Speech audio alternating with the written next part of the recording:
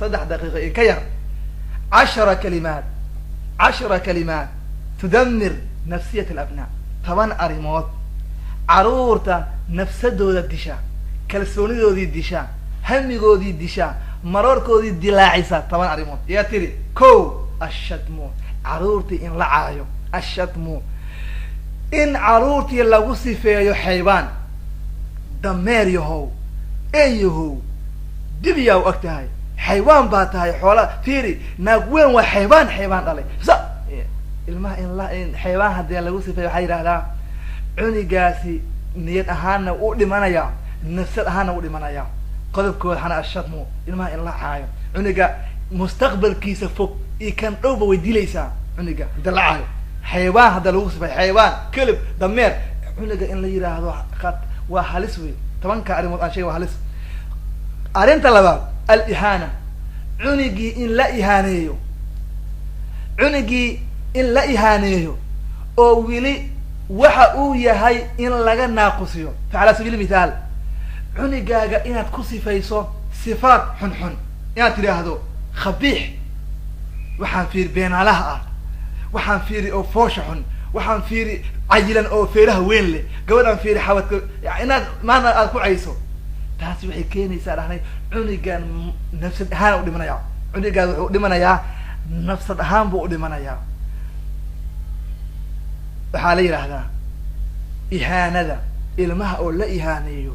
ilmaha oo waxyaabaha qaar lagu tilmaamo beenaalaad tahay waad xun tahay waad cayilan tahay jiisiyo waxyaabahaas waxaa la yiraahdaa cuniga qalbigiisa waxay ugu dhacaysaa sida dhimbil naar oo kale qalbigiisa u taabanaysaa. Soomaali u badan nahay cunugeen haduu xanuunsan yahay haduu caafimaad qabo caayna haduu cayilan yahay hadana bilaaya feeraha weyn haduu caatada qabo feer caatada badan leh. marka ilmaha in la ihaanaysan loo baahan yahay oo hamigoodi la dhiso. midda saddexaad al muqaarana cunugaaga in aad la samayso barbar dhig itiraahdo in adeerkaaga ka fiican walaalkaaga fiiri goda kula dhalta fiirsa u taalo aysan u taala arintaa waxay keenaysaa cunugii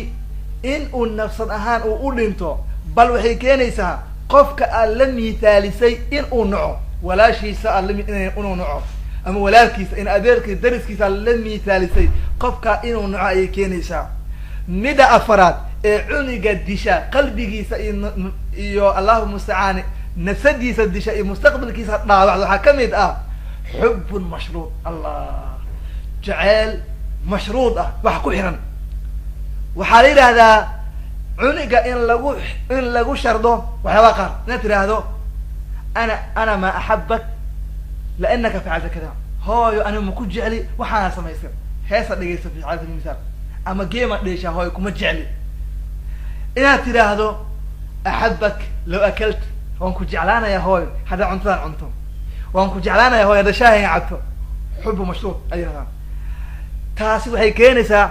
cuniga wuxuu ogaanayaa inta yar uu cuntada cunay kaliya in la jecel yahay haduu cuntada iska dhigo uu geemkii ku laabto in la nacay ogaanaya. taas waxay keenaysaa nafsad ahaan buu u dhimanaya cunigii. ilmaha qaar waxay ku leeyihiin an hooyaday hadda waxaan sameeyay ma jeclaanayso hooyaday hadda waxaan sameeyay ma jeclaan cunigaaga haduu qalad sameeyo jeclaaw haduu xumaan sameeyo jeclaaw haduu wanaag sameeyo jeclaaw laakiin waani wax u sheeg jaceelka iskuma xirna iyo waanada jaceelka iskuma xirna cunug in la garaaco iskuma xirna taasi waa inaad fahamtaan. laakiin jaceelka shardiga waxaan ii qaban ku jeclaanayaa taasi cuniga mustaqbalkiisa dhaawacaysaa. midda shanaad macluumaat khadi'a cunugii in la siiyo macluumaad khalad ah. misaal cunug inaad ku tiraad wiilkaaga yar waa ku qaydo u ooyey ama hayan ama haween waxda warag ma ooyaan aamus fiir waxaan ma dhow cilmiya wuxuu ooynaa fiiri. taasi waxay keenaysaa cuniga mustaqbalkiisa dhaawacaysaa. taasi waxay ku leedahay cuniga yani macluumaad khalad siinaysaa khalad. Abu Bakr Siddiq wuu ooyi jiray Nabi Muhammad alayhi salaam wuu ooyi jiray asxaabtu way ooyi jireen dadka ilaahay ka cabsooda way ooyaan ilaahay dadka ka cabsooda way ooyaan. marka cuniga dadada maxaa uu ooyaysaa gabar ma tahay gabdhaha ooyaan dumarka ooy qaad inaad cunigaaga siiso. taas waxay keenaysaa cuniga mustaqbalkiisa inay dhaawacday keenaysaa. waxyaaba qaar kamid ah uskut inaad cunug ku tiraahdo markaad yareed baariya ahayd hadda markaa weynaatay wallahi waa xumaatay markaa yarad baari ay ahayd had markaa weynaaday xoogaa xoog isu aragteed wallahi billahi tallaahi waa isbedeshay no anaa kibirka kaa badiyay qooqaan kaa badiyay caanaha kuu dalay caana booraha cunuga inaan qalas ma hooyo shalay waa ii fiicneed maanta waa ii fiican tahay laakiin saan oo laga fiican yahay taasaa loo baahan qodobka shanaad ee qodobka lixaad ee cunuga disha mustaqbalkiisa dhaawaca ka mid ah al-ikhtibaar cunugaaga in aad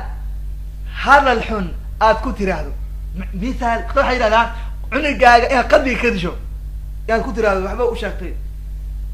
inaad ku tiraahdo waxaan fiir jaahilka waxaan fahmayo jaahil baad weli waxaan fahmaysid taas waxay keenaysaa cunuga mustaqbal dhaawaciisa misaal cunugaaga koodkaaga waxaa dhahday hooya kaale koodka ii geli bangiga wuu qalday fiiri wax ma fahmayo jaahilkaan feeraha weyn leh mustaqbalkiisa dhaawacaysaa inaad ku tiraahdo usqud yaa shaydaan yaho aamus inaad ku tiraahdo adi oo waxaan faa'iida ma lahan fiir faa'iida weligaa faa'iida lagaama helaayo weligaa faa'iida kaama maamuunka qaar waxay kuleeyihin faa'iida weligaa kaama helaayo faa'iida malid adi faa'iida malidba cunugii muxuu dareemayaa inuusan weligiis faa'iida lahaaninba cunuga wuxuu dareemayaa inuusan weligiis faa'iida cunuga muxuu isku dhaya marka mustaqbalkiisa adduun iyo aakhira waa baabi'inaysaa qodobka toddobaad ee cunuga mustaqbalkiisa dhaawacda nafsad ahaana uji waxaa ka mid ah altahdiid alkhaadir ilmaha in aad waabsi qaad waafato waabsi ilmaha in waabsi wala yaqaamena handadaad cunuga ina uhandad tiraahdo qoortan kaa goynayaa wallahi dhiigaaga cawadan qofta dhiigaaga waa cawaya aan ku tira wallahi waan ku qalaya cunuga waxyaabaa qaad inaa uu sheekaysa waa halis mustaqbalkiisa dhaawacaysa qoortan kaa goynaya dhiigaaga cawaya waa ku qalaya waxyaabahaasi waa cunuga waxyaaba mustaqbalkiisa dhaawacday ka mid tahay qodobka sideedaad ee cunuga mustaqbalkiisa in nafsad ahaan u disha waxaa ka mid ah almancu kayr almuqnic cunuga in waxa uu jecel yahay loo diido asagoo laga qancin mithaal anaga ilmahayna waxaan deganahay 2 qol iyo yariis iyo fadhi yara deganahay iyo xoogaa yara barandera banaan ku leenahay maxaa leeyahay cunugii wuxuu rahoy wuxuu kuleeyahay hooy banaankaasaan ku dheelayaa maxaa maya inta fadhi hooy maxaa igu diidee mara amarkay qaada inta fadhi qalad waayo cunuga markaad wax u diido waa inaad ka qancisaa banaanka oo bixaysid maxaa dhacay hooy maxaa igu diideen qabow waa jira qabow ku galaayo banaanka oo bixaysid maxaa jiro qur-aanka ma ka bixin banaanka ma ays maxaa dhacay hoomooga ku cunuga inaad qanciso taas waxay ka mid tahay waxyaabaha cunuga muusan ahaan disha haddaad ka wuxuu markaas wuxuu ku cunuga wuxuu dareemayaa inuu dictator laga yahay baxay mithaal hooyo telefoon aan rabaa telefoon maxaa ka falaysaa wuxuu telefoon rabaa maku gadaayo hooyo maxaa igu diiday maku gadaayan qodhay maku gadaayo waa iweydinay ma ahan telefoonku ma rabo qur-aanka markaad dhamaysid iskuolka markaa hergaartid markaad soo weynaatan ku gadaya wax cunugii wuu qancaya taas waxay kamid tahay in cunuga waxyaabaha mustaqbalkiisa dila ayay kamid tahay qodobka ugu dambeeya ee qodobka 9 cafwan adducaa caleyh cunugii in la habaaro cunugii in la habaaro la yiraahdo ilaahu ku qaad allah yaakudak casaak tamuut ficna inaad dhimataan ficna lahayd marka adi ku dhalaayay hambiya inaan fooshaa ficnaanada raxmar in markaan ku dhalaayay inaa hambiya fooshaa adi inta yani cunug ku tiraahdo cunug inaa habaarto taasna waxay ka cunuga mustaqbalkiisa dhow iyo kan fog way dilaysaa qodobka 10aad ee cunuga mustaqbalka dil waxaa ka mid ah alfadiixa cunuga inaa ceebayso cunugaaga inaa ceebayso khaasatan dadka hortooda inaad cunugaaga asraartiisa inaad ku sheegto facala sabiili mithaal cunugaaga yar wuu isku kaadiyaa habeenkii asxaabtiisa guriga ugu imaatay waa la sheekaysanayaan ama caruurta dariska u imaaday waa meesha geem iyo waxa la ilaha kaale bilaahi xuma isku kaadiya dalkaas warkaa markaaga xalay aad ku kaadisoo qabo warkaaga bacda xalay ku kaadisoo qaad cunuga fadiixa asxaabtiisa aad ku hor ceebayso taasi waxay ka daran tahay cunuga in la dilo ayuu ka jecel yahay carruurta in ay dhintaanay ka jecel yihiin laakiin oo soomaaliya iyo soomaaliyeed ma fahmaysa arrintaas in 10 qodob aan soo sheegnay ilmaha in laga ilaaliyo waa very important in laazim yani in laga ilaaliyo mustaqbalku ay dhaawacaysaa waxaa la yidhaahdaa cunuga marka uu soo qaangaarayo 13 ilaa 12 4 iyo 10 cunug ku jiro cunug waxaa la yidhahdaa wuxuu cunuga kalimaadka uu maqlo waxay la egyihiin 10 آلاف كلمة 8 كن أو كلمة أي عنقي مقلع مركو عنق 6 سنة جرو 6 سنة مركو جرو عنق 8 كن أو كلمة أي مقلع 8 تاسو كن أو كلمة هذا انتو بدن ايهن عاي دمير يهو ايهو عاي يهوات يدعو يقايلي هدي الهوار ديهم سو ديبات ما waxa la yiraahdaa cuniga marka uu 15 gaaro waxa uu maqlay akthar min 15000 500 oo kun oo kalimo maqlaa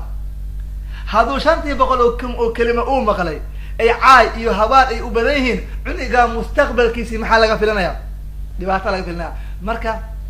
shanta qof aan hore u soo sheegay ee cunima doonaysa inay caruurtaada ku jeclaadaan waa muhiim waaye insha Allah taala tawankan kalimoodo ilmaha nasadooda disha iyo mustaqbalkooda waa muhiim